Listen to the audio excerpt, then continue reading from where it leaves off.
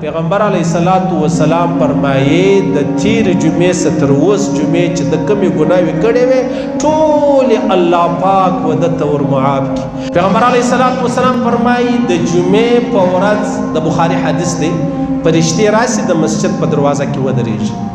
کم سړی وختي رالی هغه داسې دی د الله رسول فرمایي لکه یو وښ د الله په لاره کې صدقه او خیرات کې یا یو وښ راواخلي مکې لرې واستوي هلته صدقه او خیرات سي. او کم سړی تر دې څه ناوخته رالی هغه داسې دی لکه یو غویی د الله په لاره کې خیرات کې یا یې واستوي مکې لره حرم لره هلته خیرات کې.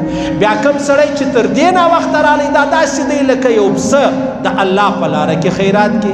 بیا چې کم سړی تر دې ناوخته رالی دا داسې دی لکه یو چرګ چې خیرات کې. بیا چې کم سړی تر دې ناوخته رالی دا داسې دی لکه یوه هګۍ د الله په لاره کې خیرات کې.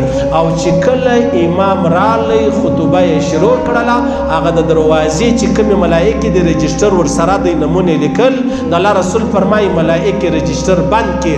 هغه کم کسان چې ناوخته راسي یا خطبه وانه مري هغه داسې دی لکه د ماپښین لمونځ چې وکړي. د ماپښین د لمانځه څو ثواب دی او د جمعې د لمانځه څو ثواب دی. د ماپښین د لمانځه څو اجر دی او بیا د جمعې د لمانځه څو اجر او څو ثواب دی. بیا پیغمبر علیه الصلاۃ والسلام مبارک فرمایي د ابو داود حدیث دی.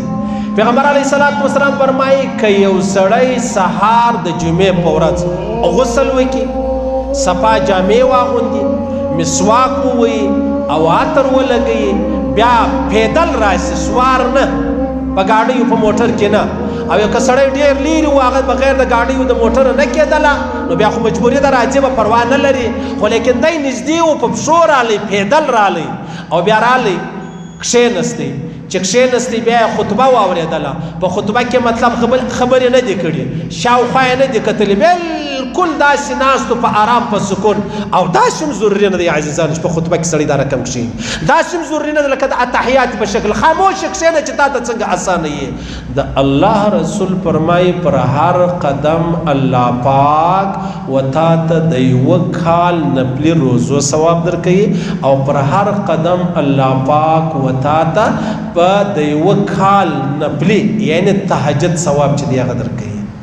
که سړی جمعې لمانځه لره راسي په ښه انداز غسل بیا خوشبو بیا پلانۍ بیا دی رالی کښېنستی خطبه یې واورېده یا څه نفل و هغه یې وکړلو د الله رسول فرمایي پر هر قدم الله پاک و تا ته د یوه کال د نفلي روزو ثواب درکوي او پر هر قدم الله پاک و تا ته د یوه کال د تهجد ثواب درکوي. پوسواس پیغمبر علیه الصلاۃ والسلام فرمایي د بخاري حدیث دی.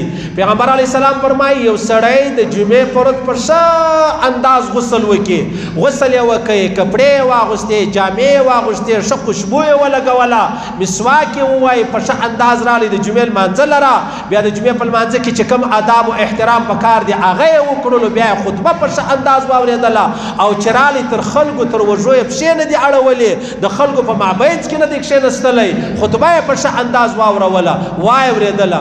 پیغمبر علیه الصلاۃ والسلام فرمایي د تیر جمعې څخه تر اوس جمعې چې د کمې ګناوې کړې وې ټولې الله پاک ودته ور معاف کړي. په بل حدیث کې راځي یوه جمعه خو دا سوله 3 ورځې لا نورې پر واچوه الله پاک د 10 ورځو ګناه ودته ور معاف کړي. د 10 ورځو ګناه ودته ور معاف کړي. یوه عجبه خبره دا ده عبدالله بن مسعود فرمایي وای دا خلک چې څنګه انداز د جمعې لمانځه لره راځي د قیامت په ورځ به د الله په دربار کې هم د الله ملاقات ته دغسې ناست دي. څوک وختي رالو هغه به الله ته نږدې څوک ناوخته رالو هغه به لږ خښه لیري بیا چې نور ناوخته رالو هغه به لیري ځه هغه اخره پرې راواخله. ګوره موږ ته لمنځونه کوو عزیزانو لمنځونه کوو په څه دی والله که رسېږو تاسو یقین وکړئ عزیزانو. زه ګورم دا زما مالیه والا نه زما مالیه والا یو 2 کوره جین وباسه دا قرار بېغمه کور ته ناستي چې دلته خطبه پر ختمېدو سي راسي هلته پر هغه روډ باندې لمونځ وکړي د هغه مخه کور ته ولاړ سي. دومره بې احترامي سړی کوي یعنی هر سړی وایي چې دا رقم شانداره مسجد زموږ په محله کې وایي ما به څومره لمونځونه پکې کولی یو 15 کوره نه حسابه کوي 15 نوي کوره چې دي هغه دا شی نه لري.